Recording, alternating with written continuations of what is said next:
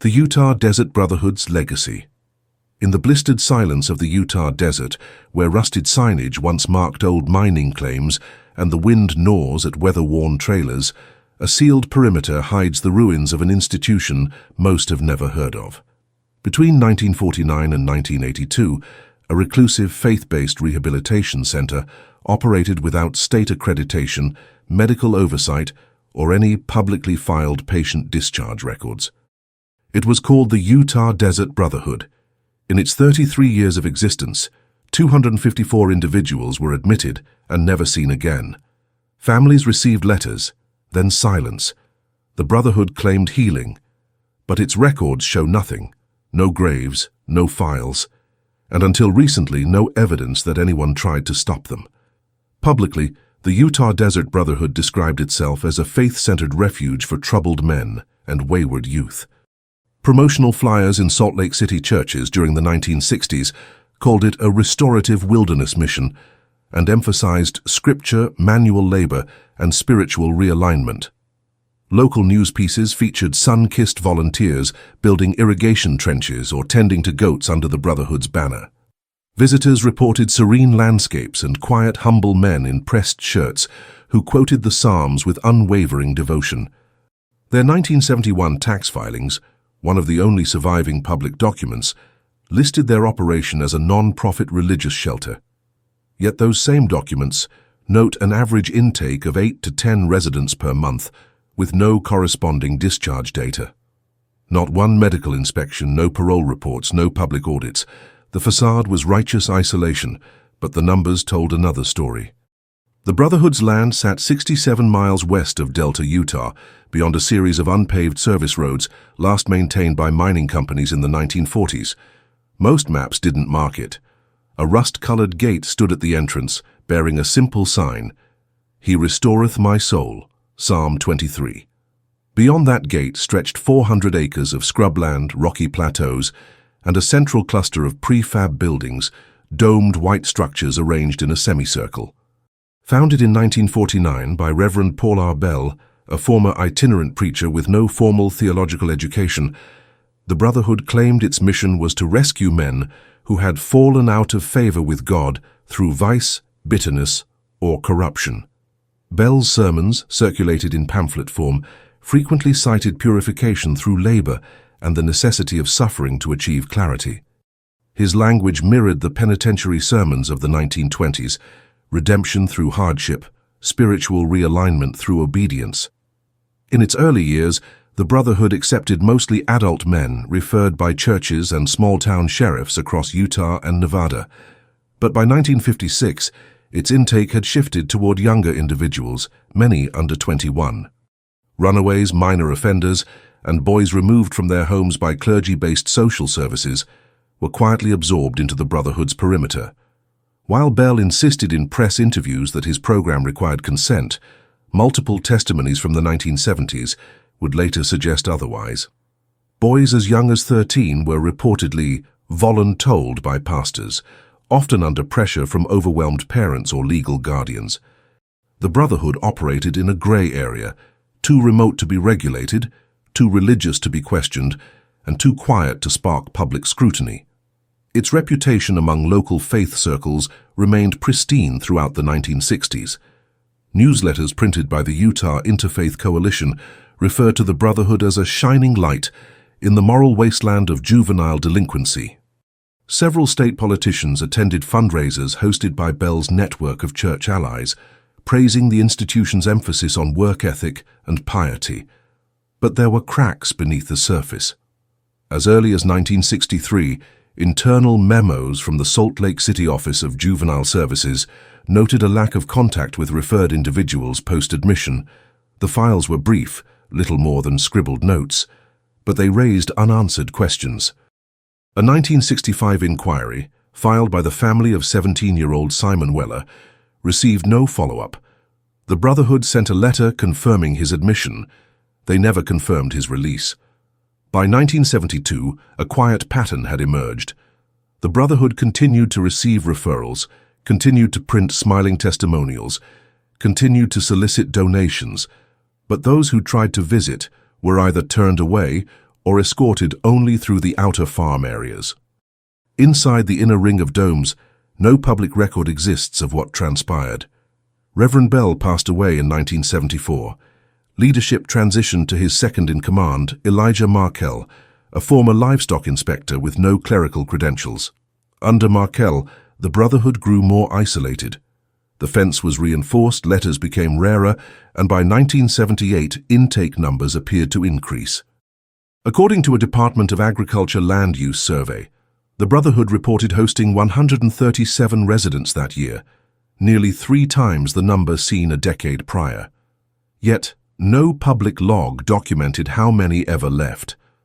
In 1979, the Brotherhood received $62,000 in charitable donations from private church groups and anonymous benefactors. That same year, a private investigator named Leland Crowley, hired by the parents of a missing boy named Dustin Fay, tried to enter the compound under false pretenses. He posed as a potential volunteer, citing religious interest. According to Crowley's later affidavit, he was turned away at the gate by 2 men in khaki uniforms who said outsiders weren't part of the path. Crowley's report noted several disturbing details. From a ridge a half-mile east of the compound, he observed what he described as punishment posts, wooden stakes with heavy chains, spaced evenly near the perimeter of a dirt clearing. Through binoculars, he claimed to have seen 2 boys, stripped to the waist, digging in what appeared to be a shallow trench under supervision. When he returned 2 weeks later, those same trenches had been filled. He took photographs. But when he brought them to the Millard County Sheriff's Department, they were dismissed. "You're not the first to have questions," the deputy reportedly told him, but no one wants to open that door.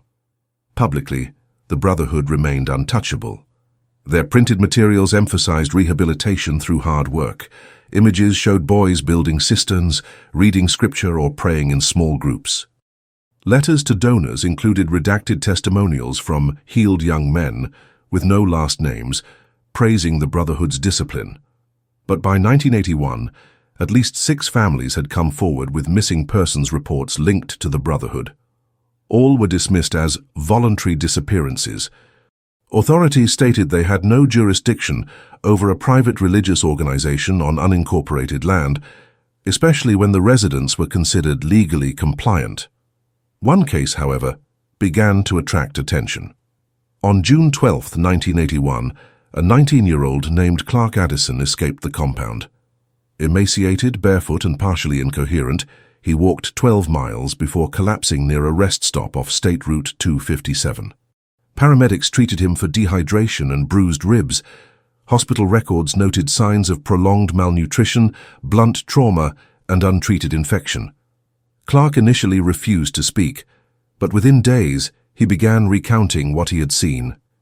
"We weren't learning scripture," he told a nurse. "We were digging graves." His claims triggered a brief media stir.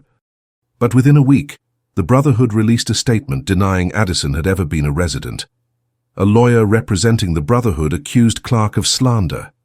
Without documentation proving his admission, the case fizzled. The sheriff's office declined to pursue charges. Less than a year later, the Brotherhood quietly shut its gates. No closure announcement, no dispersal of assets, no formal records. Just silence. By then, the number of missing had reached 254. The first known government file to directly challenge the Brotherhood's legitimacy was buried inside a 1980 field audit from the Utah Department of Water Resources. The file was not addressed to the Department of Health or Child Welfare. It was instead logged under water use violations related to unreported well expansions. An agent named Francis Dodd visited the Brotherhood's property after aerial surveys showed unauthorized trenching near 2 dried-out creek beds. Dodd's report, later leaked by an anonymous clerk in 1994, contained quiet but unnerving observations. According to his field notes, Dodd was permitted entry only after waiting at the gate for more than 2 hours. He was then escorted by a man named Jerome Kask, whose name did not appear in any public Brotherhood rosters. Dodd was shown a map of the property and told to remain within designated zones. He recorded seeing no children during his 3-hour inspection. He did, however, note several pieces of earth-moving equipment with scratched-off serial numbers and a cluster of shallow pits lined with lime. He filed his findings, citing minor regulatory issues, but added one handwritten comment in the margin. It read simply, "Smells like bleach and silence." There was no follow-up. By the early 1980s, the Brotherhood's outer edges had become cluttered with abandoned vehicles. Satellite imagery taken in 1982, analyzed years later by investigative groups, showed at least 24 rusted cars and vans scattered across the perimeter, many without plates. One of the vans matched the description of a 1977 Dodge Ram reported missing in Provo the same year as a teenage boy named Jeremy Holloway. His family never connected the dots. The van had been repainted white. In addition to vehicles, the same imagery revealed faint outlines of what appeared to be cleared earth in spiral or maze-like patterns near the western quadrant of the compound. Experts could not agree on their function. Some believed them to be rudimentary irrigation channels. Others suggested they may have been used for containment or separation. No photographs survived from ground level. The Brotherhood's leadership under Elijah Markle stopped giving interviews after 1978. Between that year and the compound's closure in 1982, no known media contact was recorded. Their only public correspondence came through newsletters sent to donors, which by then had shifted tone. The writing became more severe, warning against spiritual corrosion in the cities, and emphasizing self-sufficiency, divine judgment, and the sacred suffering of chosen youth. Names were no longer included, nor were photographs. The return address had been replaced with a P.O. box in Fillmore. Among former donors, the silence began to raise doubts. One such donor, a retired pastor named Thomas Cranley from Ogden, gave a recorded deposition in 1986 after being contacted by a private legal team investigating cult-like rehabilitation groups. Cranley recalled visiting the Brotherhood once in 1970. He described a well-maintained facility with active gardens and quiet boys in pressed uniforms. But when he tried to schedule a return visit in 1981, his calls went unanswered. When he drove out unannounced, he found the gate locked, the sign newly painted, and a strange stillness in the air. There was no sound, he said in the deposition. No tools, no animals, no voices, just dust. That same year, two brothers, Reed and Alan McMullen, came forward to a Salt Lake City newspaper claiming they had been held at the Brotherhood in 1976 and 1977. They were both under 18 when referred by a local Baptist mission after repeated truancy charges. Their statements, given independently and later corroborated, painted a bleak picture. Reed recalled being confined in a structure known only as the Blind House, a dome with no windows and a single entry slit. He described weeks without sunlight, limited food, and constant threats. Alan's memories were more fragmented. He remembered being forced to haul limestone from one end of the property to another, over and over, for what he believed was no actual purpose. When he collapsed from heat exhaustion, he claimed a man known only as Brother Jarrett struck him repeatedly with a wooden paddle bearing biblical etchings. Neither brother had any records of their stay. Their juvenile case files listed them as placed in alternative religious custody, with no further details. When asked why they waited so long to speak, both cited fear. "They knew where we lived," Reed said. "They told us if we talked, we'd go back, and this time we wouldn't come out." Following their statements, the paper prepared a feature story, but it was never printed. Internal memos from the editor's office show that publication was pulled after legal threats from an entity listed as the Brotherhood Legal Advisory Trust, a group that appears to have dissolved in 1985 with no trace. From 1980 to 1982, 12 separate missing persons reports were filed across Utah and Nevada, involving youths last seen in connection with church referrals. None of those reports mentioned the Brotherhood directly. In each case, the official resolution listed the individuals as presumed runaway. At no point did state or federal agencies connect the pattern. What little state action did occur came not from criminal inquiries, but from tax irregularities. In late 1981, the Utah Division of Charitable Registrations flagged the Brotherhood for inconsistent reporting.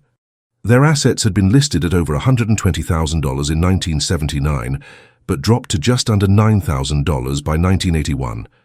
No property sale had been recorded. No assets were transferred. Then, without explanation, the Brotherhood ceased all filings. By spring of 1982, the property was functionally abandoned. Aerial flyovers recorded no visible activity. The main gate was open. The garden plots had withered. Fences had begun to collapse in places, and the distinct white domes had started to crack under the heat. No formal closure announcement was ever made. When state agents arrived in October 1982 to inspect the property, they found the interior buildings empty, stripped of personal items, furniture, or files. Several rooms bore black stains on the concrete and deep scratches along the lower walls. A chapel area contained torn hymnals, and behind the pulpit, investigators discovered a burned ledger too damaged to reconstruct. There were no bodies, no graves, no signs of recent occupancy. And yet the land bore echoes. An unmarked clearing, precisely circular and 30 feet across, had been scorched and packed. Near the rear of the property, a chain hung from a dead juniper tree with a nameplate embedded in the bark. It read only, Micah, 1974. In early 1973, a caseworker named Doris Millen began tracking inconsistencies in juvenile rehabilitation placements across central Utah. She worked for a regional office of the Interfaith Youth Services Council, a coalition established during the Kennedy administration to bridge church programs with state welfare offices. Her primary duties involved liaising with church-affiliated shelters, logging placements, and confirming wellness follow-ups. Over 6 years of service, Doris had developed a habit of handwriting her own logs, duplicates of official reports, but annotated with quiet suspicions. She kept them in a locked metal file cabinet at home. By that winter, her records showed a troubling drift. 17 boys had been transferred into religious placements between 1971 and 1973 from 5 counties. 13 of those had no confirmed exit or discharge documentation. When Doris reached out to their referring pastors, she was met with deflections. Phrases like, "He's still on his journey," or "We're told he's in good hands," became standard responses. Only one pastor provided a name, Reverend Elijah Markell. Doris requested an address. She was given a P.O. box in Fillmore, no street location, no phone number. She brought the matter to her supervisor, a reserved man named Kenneth Booth, who glanced at the stack of documents and gave a tired smile. "If they're with Brotherhood affiliates, they're under moral supervision. We don't cross those wires." When Doris pressed further, asking how many children had been officially discharged from Brotherhood care in the past 5 years, Booth shrugged. "They don't report like we do. They're not required to." Doris didn't let it go. She began calling families directly. Many numbers were disconnected. The few that answered often responded with confusion or resignation. One mother in Cedar City believed her son was working at a mission ranch in Idaho. Another father from Elko claimed his church had said the boy would be clean by Christmas. The most chilling response came from a grandmother in Provo. "We were told not to write. They said he'd forget his sins faster if he wasn't tempted by old voices." None of the families had received photographs. Some reported getting letters with generic prayers, always in block handwriting, never signed. Her final call came in June of that year to the aunt of a boy named Devon Rue. He had been placed in religious custody after a shoplifting charge in 1972. The aunt hesitated, then broke down. "We buried an empty box," she said. "They told us he died of fever, but there was no doctor, no body, just a letter from someone named Jarrett. They told us to honor his transformation." Doris wrote everything down. But she had no authority to investigate. Instead, she quietly forwarded her notes to a former colleague, an independent legal consultant named Gerald Spivey. He agreed to look into the Brotherhood's non-profit status and trace any public filings. Within weeks, he found inconsistencies. Multiple donor entities listed in Brotherhood records did not exist.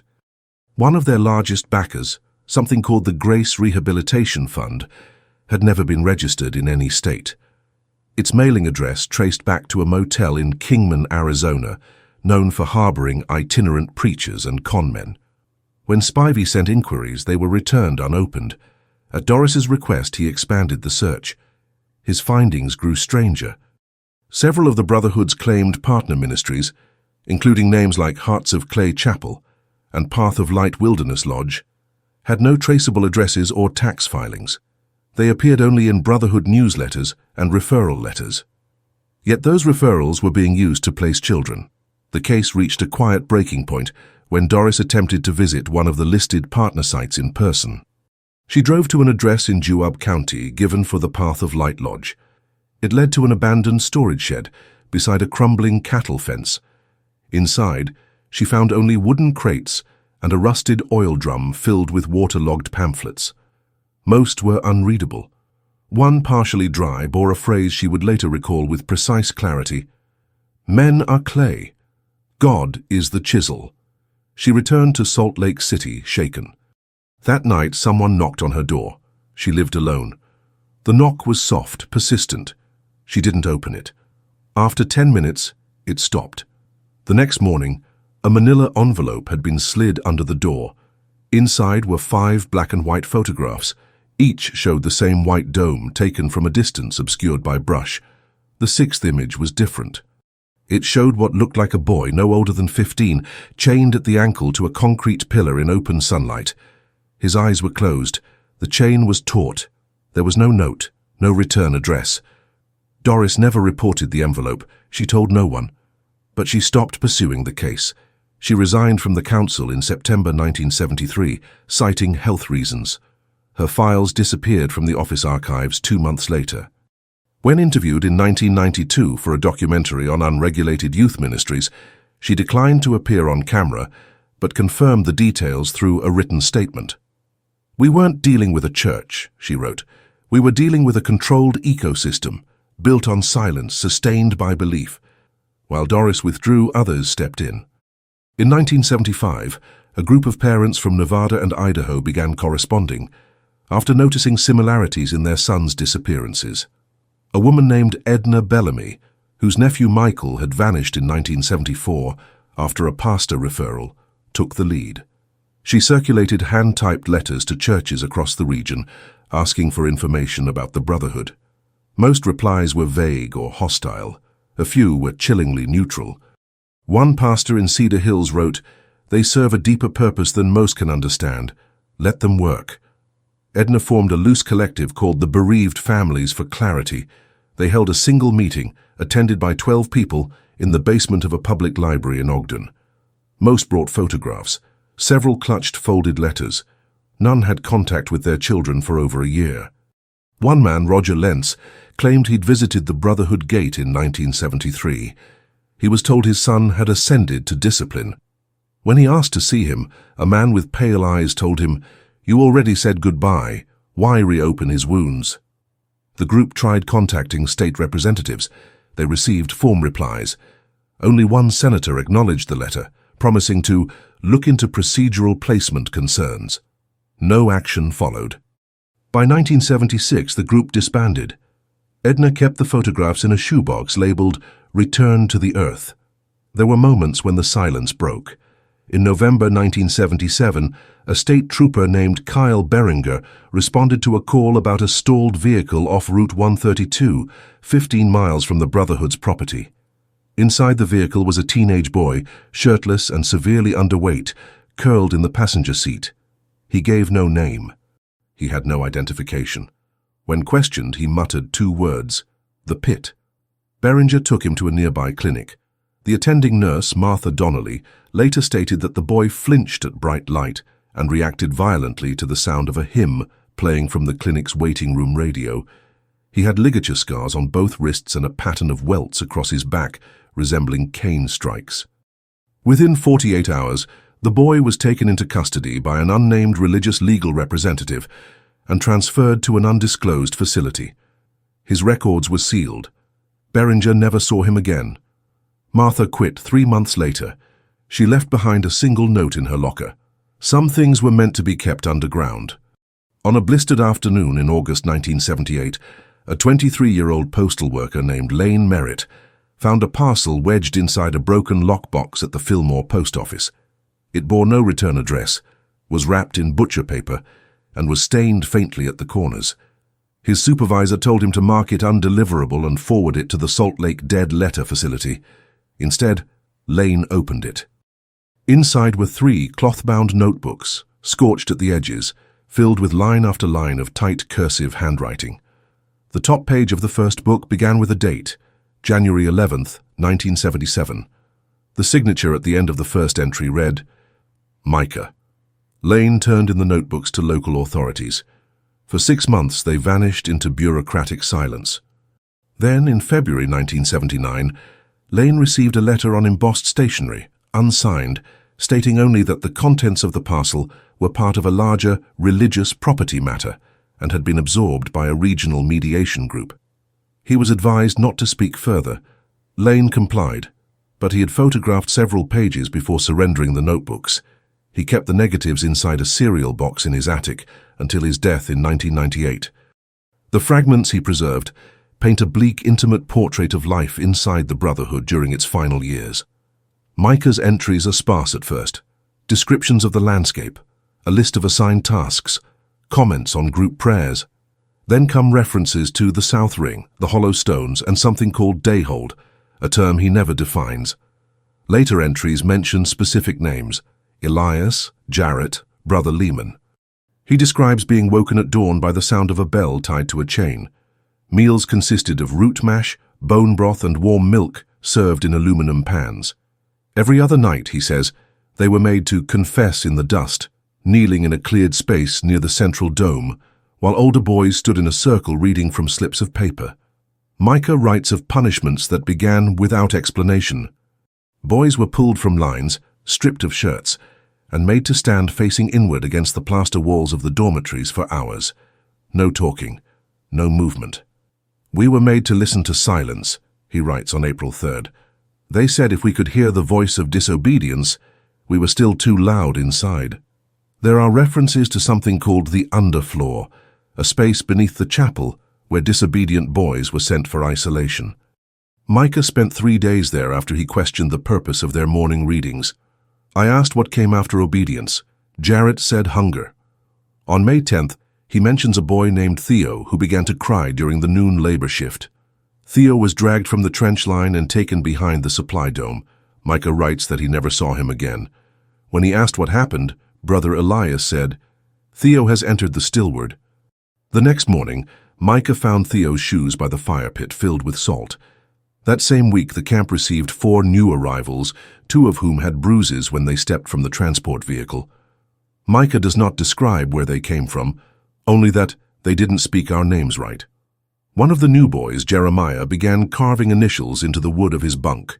The letters were removed each night, sanded away by staff. Jeremiah disappeared 2 weeks later. As the notebooks progress, the tone sharpens. Micah's entries become less descriptive, more abstract. Phrases repeat. Dust is the book. No one leaves twice. Obedience is the shape of the sun. He notes that a boy named Caleb tried to run but got caught in the wire netting near the perimeter. They carried him back face first. There was no more lesson that day. On June 2nd, Micah writes about a visitor. A man in a dark suit, unfamiliar to the boys, observed the labor trench for several hours without speaking. He wore tinted glasses and kept a handkerchief pressed to his nose. Micah believed he was someone important because that night the dorms were scrubbed, meals were doubled, and the bell did not ring. The man did not return. There are only 4 pages left in the 3rd notebook. They are undated. Micah's handwriting deteriorates into sharp downward strokes, fragmented sentences, words bleeding into each other. One passage reads, Today is the sky's silence. They chose 2. I was not watched. I dug under the blind wall. The red sand is thin. I touched wood not used. It smelled like cold iron. The final page contains just 5 words, scrawled in a child's looping script. I saw the hole open.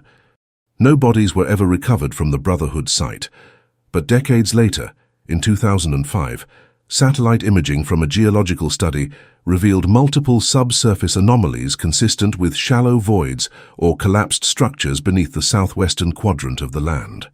When cross-referenced with archived soil surveys from the 1960s, the anomalies had not existed prior to 1976. At the time of their discovery, no authority pursued excavation.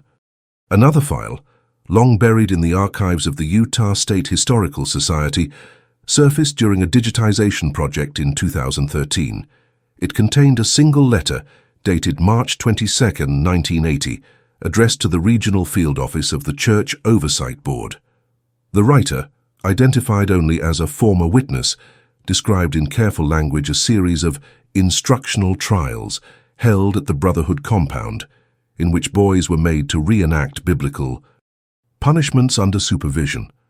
The letter included a list of names, Micah, Elias, Theo, Jarrett, and a note indicating 6 unnamed deceased whose identities were absorbed into the land. The letter was unsigned. No investigation followed. During the same year, a second envelope was submitted to the Millard County Records Office. Inside was a crude hand-drawn map of the Brotherhood property, marking several points with X's and the word fold. On the back was a sentence in childlike handwriting. They said it wasn't death if no one said amen. By the time the Brotherhood ceased operations in 1982, a full generation of referrals had vanished.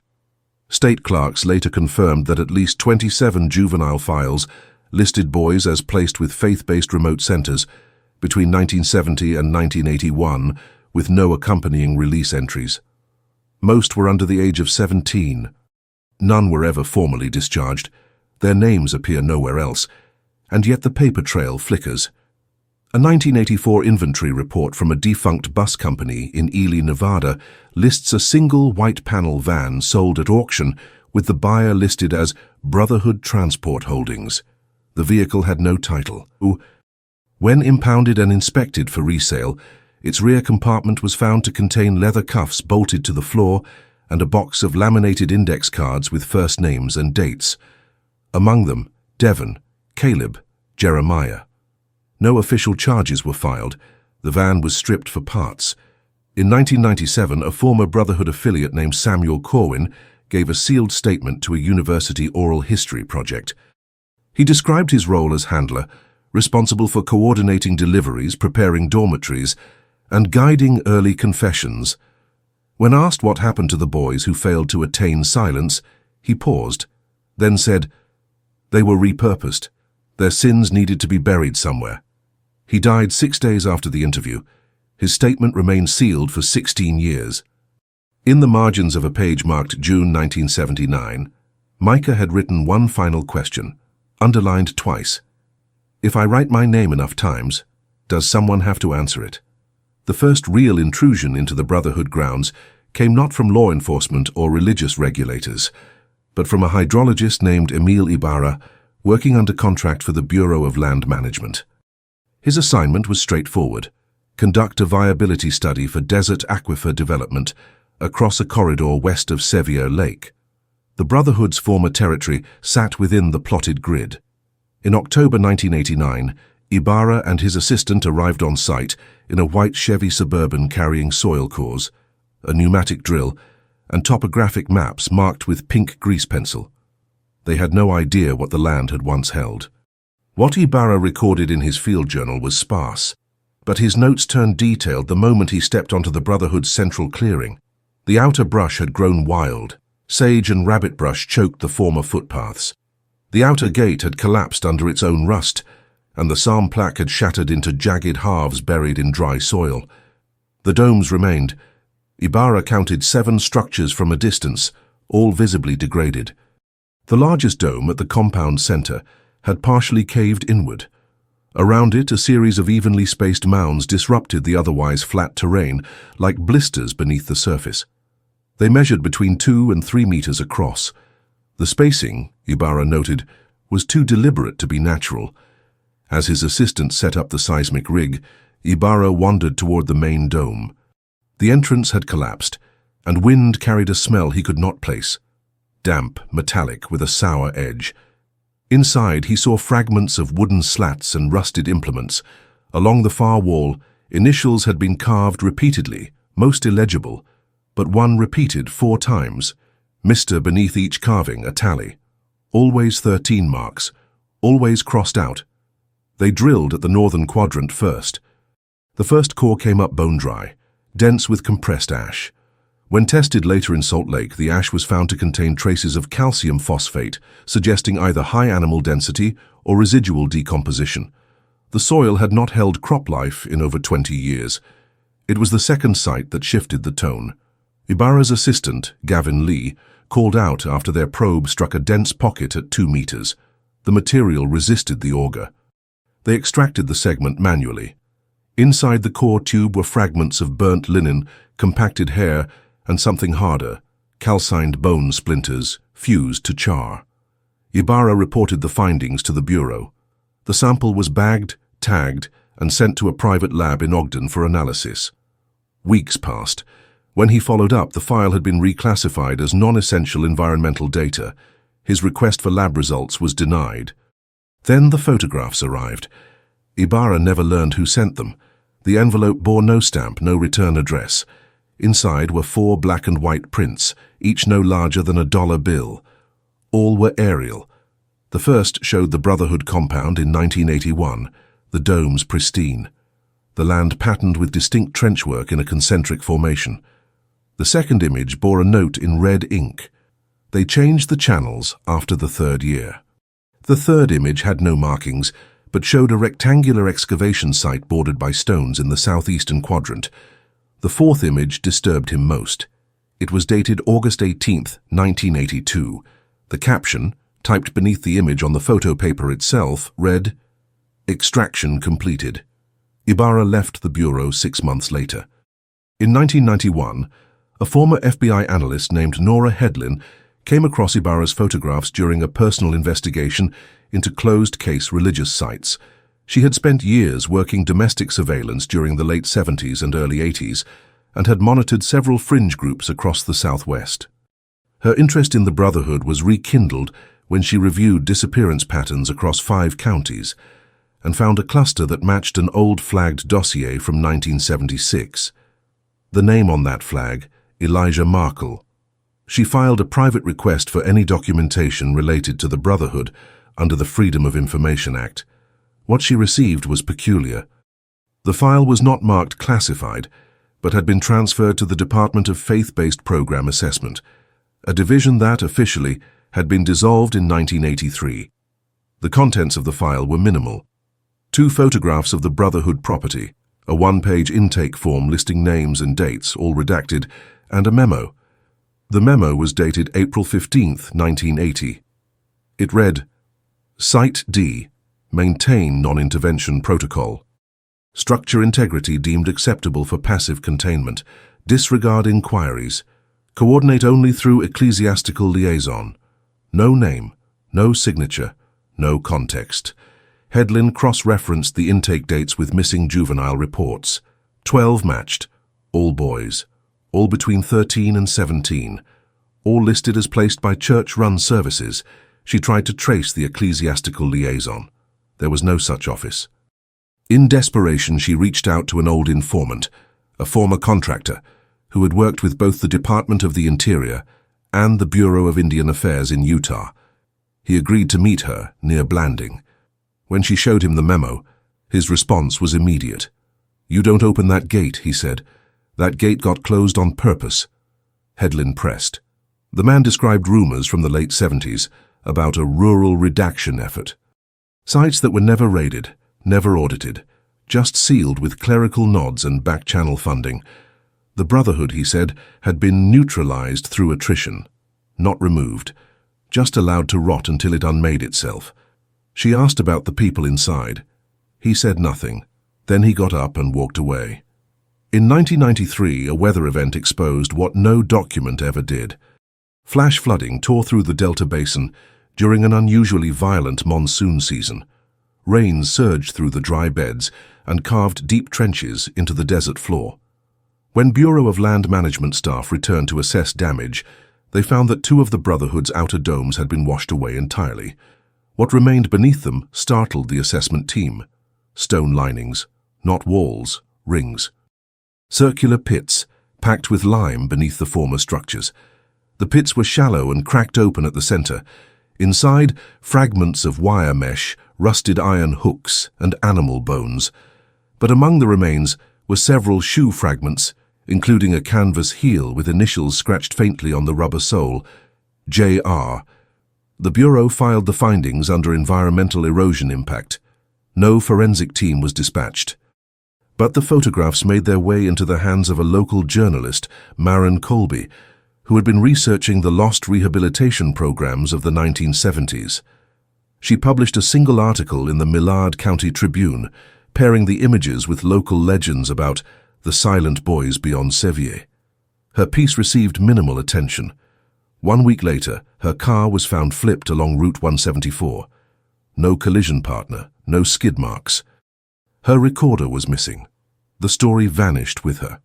It was nearly a decade later, in the winter of 2002, when the Brotherhood site was entered again, this time by a pair of documentary filmmakers scouting abandoned properties across the Great Basin for a project on failed utopias. Marcus Dahl and Teresa Alton had come across a 1971 fundraising pamphlet for the Utah Desert Brotherhood at a flea market in Reno. The text was aspirational, filled with grainy images of boys in matching shirts building fences, accompanied by scriptural quotes and handwritten donor endorsements. The address listed was only 3 miles east of Washboard Mesa. They traced the route using topo maps and old forestry routes. On January 18th, they arrived just after sunrise. Teresa filmed everything from the moment they stepped out of their truck. The footage, preserved and later leaked online in fragments, shows an eerie silence layered over the cracked white domes, now leaning inward like dying teeth. Sagebrush had grown into the old walkways. The buildings bore scorch marks, and one dome's interior showed signs of collapse, with twisted rebar jutting from a pile of concrete dust.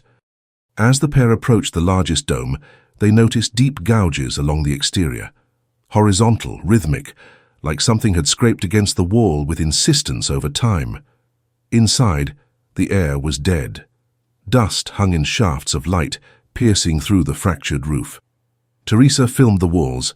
They bore markings, dozens of names scratched into plaster with nails, coins, anything sharp. Some repeated. The name Caleb appeared 17 times, once with tally marks arranged like fence posts. Marcus entered what had once been the chapel. Beneath the remains of a rotted pulpit lay a shallow depression in the ground. He brushed away debris and found wooden slats nailed in a tight square, what appeared to be a hatch sealed with wire and coated in dust. When he lifted it, a staircase descended into black. The camera footage shows only a few moments of what lay beneath. A single bulb dangles from frayed wiring. The walls are unfinished, earthen, reinforced with sheets of plywood. There are metal rings embedded in the support beams. And in the far corner, a pile of rotting cloth sacks. Marcus calls out that the air is wrong. He coughs. The feed cuts off. They left the property less than an hour later. Teresa noted in her field journal that they heard voices near the southern fence. Soft, repetitive speech like prayer, though no one was visible. Marcus insisted they weren't alone. Neither of them ever submitted the footage for their film.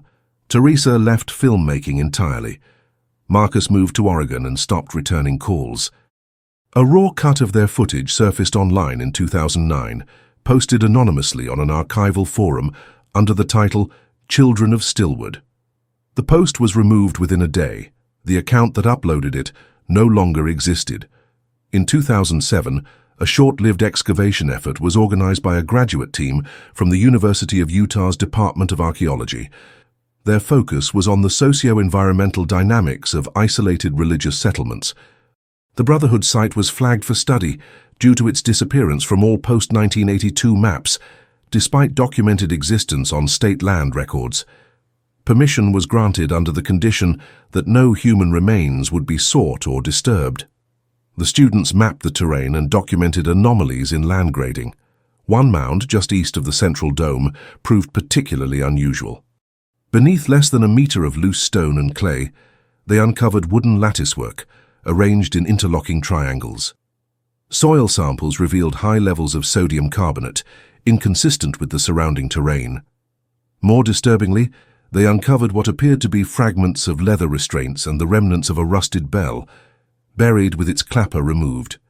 One student recorded finding what he described as a child's sandal, small enough for a 5-year-old, bone-dry and embedded in packed ash. That student, Jared Pines, left the program weeks later. His field notes were never submitted. The department closed the study after internal concerns over public backlash. A final memo from the lead professor stated plainly, "The Brotherhood site intersects with unresolved trauma. Continuing this research would be irresponsible without institutional protections we do not possess." 2 months later, several of the field photographs vanished from the departmental archive. Meanwhile, families still searched.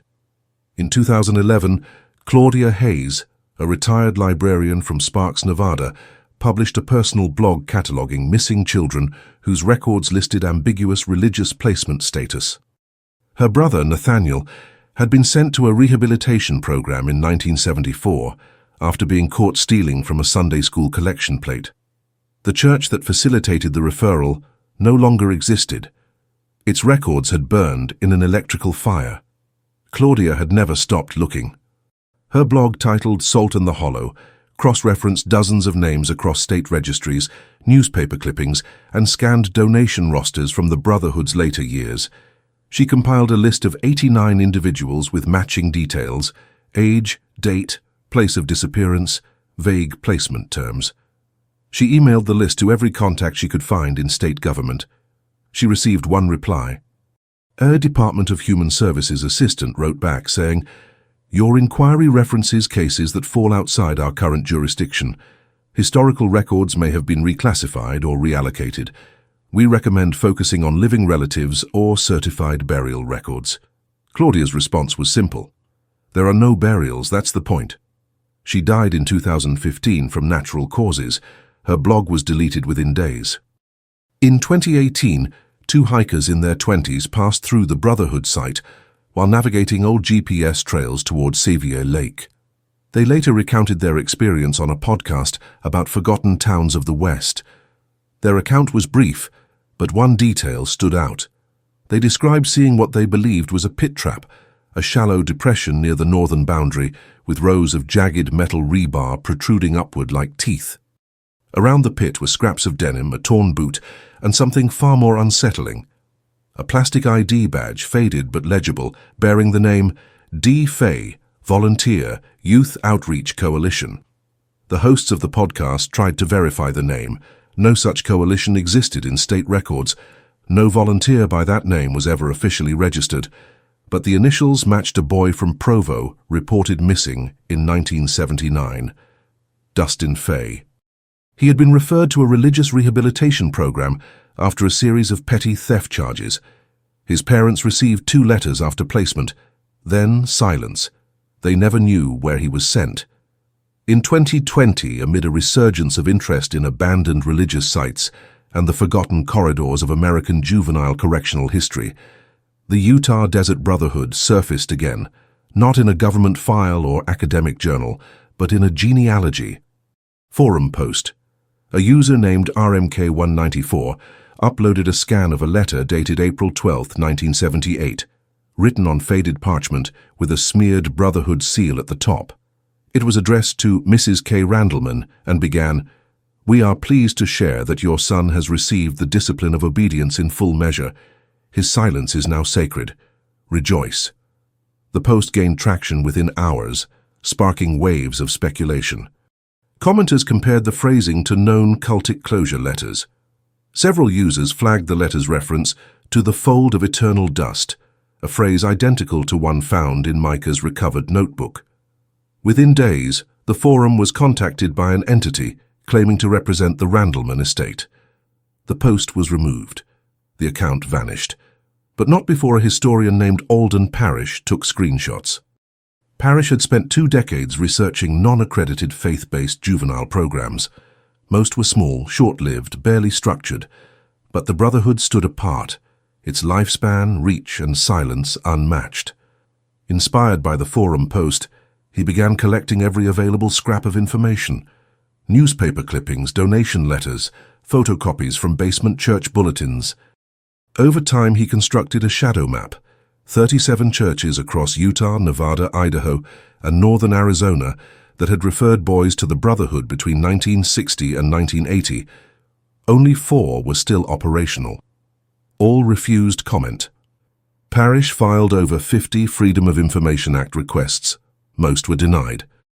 Several were returned with vague citations of sealed juvenile proceedings, despite the individuals in question being deceased or legally unaccounted for. One file, concerning a 1973 disappearance in Iron County, had been transferred to the Department of Internal Review, a now-defunct agency merged into Homeland Oversight during the 1990s. The most jarring reply came from a former state contractor, whose name was redacted from every page, but who responded with a typed letter dated January 2021. The letter read, "The Brotherhood was never meant to succeed. It was meant to contain." No further explanation was given. In April of that year, Parrish visited the site alone. He documented everything: GPS coordinates, soil discolorations, dome collapse patterns. In his notes, he referenced grave rhythm, a term he coined to describe the patterned mounding across the property. Every dome sat equidistant from another. Every trench matched another across the compound. No randomness, no accident. He also found something unlisted in any prior record: a steel door embedded in the base of the southeastern dome, previously buried under layers of sediment. Its hinges had rusted shut, but its surface bore engraved letters nearly worn smooth. Parrish traced the words with chalk. Only the nameless Enter Stillward. He did not attempt to open it, but he filed the discovery with the Utah State Historical Records Council, requesting it be registered as a site of protected cultural trauma. His petition was denied. The official reply stated the Brotherhood property was not designated as a location of verifiable historical significance. 3 months later, the dome collapsed completely.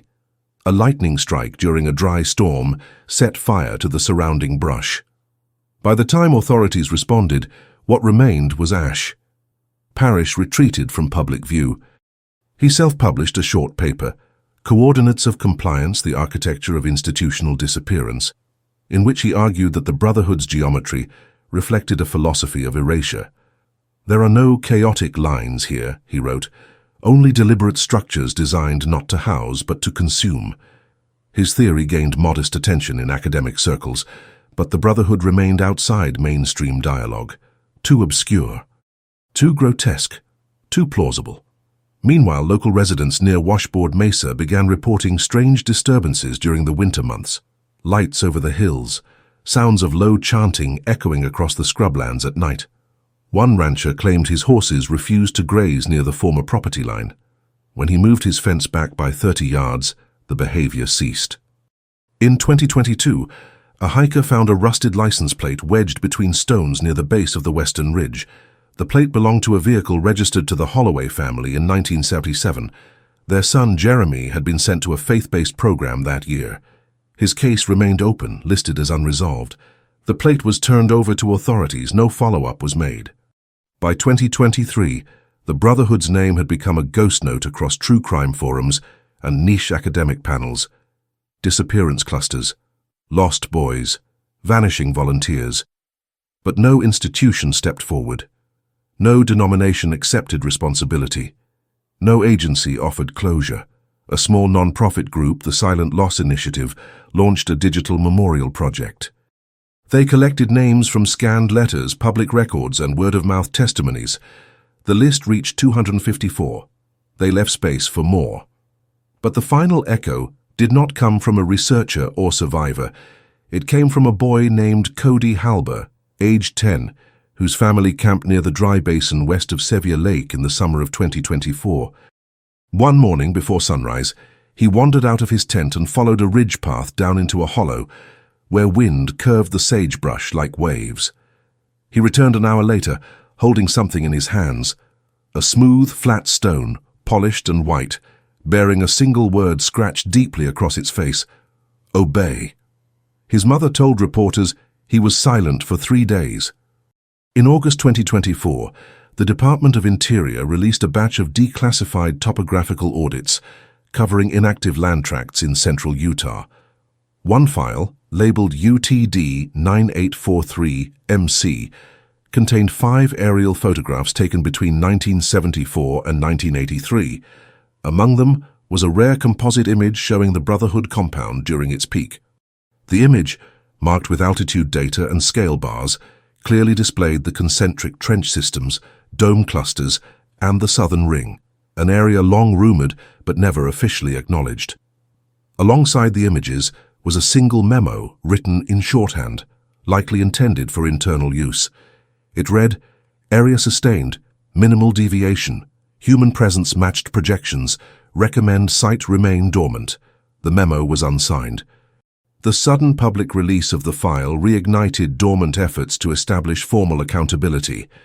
A grassroots coalition, formed by relatives of those listed on the Silent Loss Memorial, launched a campaign titled 254 Truths. Their demands were simple: state-level recognition, official inquiry, and access to sealed placement records. They amassed over 18,000 signatures. They held vigils at the old perimeter fence. They read names into the dust. State officials offered condolences, then issued a statement. The land, they said, was no longer under state review. Its history had not yielded verifiable evidence of systemic wrongdoing. No investigation would be reopened. The statement included one final line: faith-based historical activity is not prosecutable in absence of legal documentation. A week later, a cache of documentation surfaced. It came from an anonymous submission to a university archive in New Mexico. The box, marked only with the year 1976, contained carbon copies of intake forms, typed rosters, handwritten logs, and evaluation cards. Many were partially scorched, others water-damaged, but enough remained legible. Among them, a list of 27 boys transferred between April and August of 1976. Each line bore a name, age, referring pastor, and intake reason. None had discharge notes.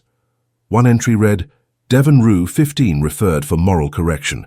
Admitted April 28th. Note, speaks too often." Another read, "Caleb Mears, 13, referred for refusal to kneel. Admitted May 6th. Initial assessment, fragmented obedience." A separate sheet, untitled, listed silences achieved beside corresponding initials. Some names were crossed out.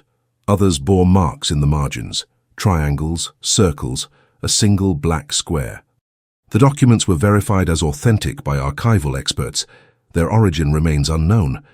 News outlets ran short features. A few podcasts covered the resurgence, but the major platforms remained silent. A single op-ed appeared in a Salt Lake paper, arguing for respectful remembrance over invasive relitigation. The writer, later revealed to be a former legal consultant for ecclesiastical non-profits, warned against backward-looking hysteria. The op-ed closed with a phrase repeated throughout Brotherhood materials: "Obedience, once taught, must never be doubted."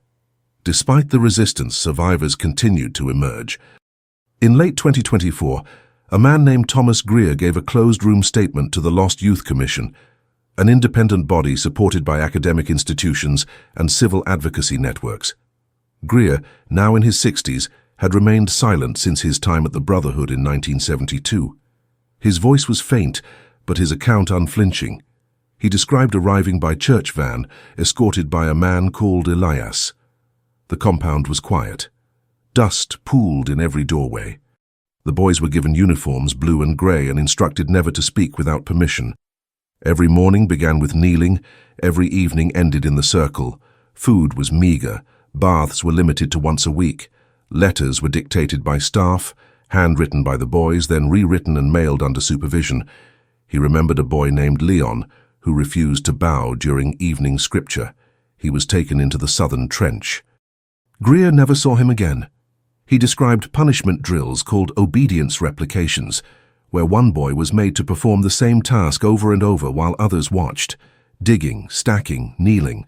Some drills lasted full days. One boy collapsed and was dragged by the wrists. The phrase used by staff was always the same: "Return him to Stillward." Greer also recalled hearing music played on loop during night rotations, a warped hymn, slow and discordant, played through speakers hidden in the chapel rafters. "You'd wake to it," he said. "Sometimes I still do." The most chilling detail came when Greer described the dome they called the listening room. He said it had no lights, no furnishings, only a single stool in the center and an opening in the ceiling where wind passed through. Each boy spent at least one night inside. They were told not to sleep, just listen. When asked what they were listening for, Greer replied, "The parts of themselves they weren't supposed to bring back." His statement was recorded, but has not been publicly released. As 2025 began, efforts to mark the Brotherhood site with a historical designation were once again denied. Local authorities cited safety hazards, erosion risk, and insufficient public consensus. The land remains unmarked, yet traces continue to emerge. A group of amateur archaeologists, using old GPS data and declassified mapping overlays, discovered a narrow sinkhole near the northern slope of the compound's boundary in March. Inside, they found collapsed beams, rusted chains, and a broken sign bearing the inscription, "Labor until silent." They documented the site with photographs and measurements. When they returned the next day, the entrance had been filled with gravel. No one claimed responsibility. Meanwhile, digital archivists pieced together fragmented newsletter scans from Brotherhood mailers. One issue, dated November 1981, contained an unfamiliar symbol, 3 overlapping rings around a black dot, beside the phrase, "Restoration through absence." The mailing list for that newsletter included 22 churches. 15 no longer exist. Some connections have become too fragile to follow. Leads disappear. Witnesses grow old or withdraw, but the names remain. And in a storage unit outside of Winnemucca, Nevada, a metal box marked SR Holdings was recently opened by a probate attorney settling an unclaimed estate. Inside were 6 cassette tapes, each labeled with a date from 1979. One has a handwritten note taped to the front, "Confession Circles Dome B." Audio specialists are currently digitizing the tapes.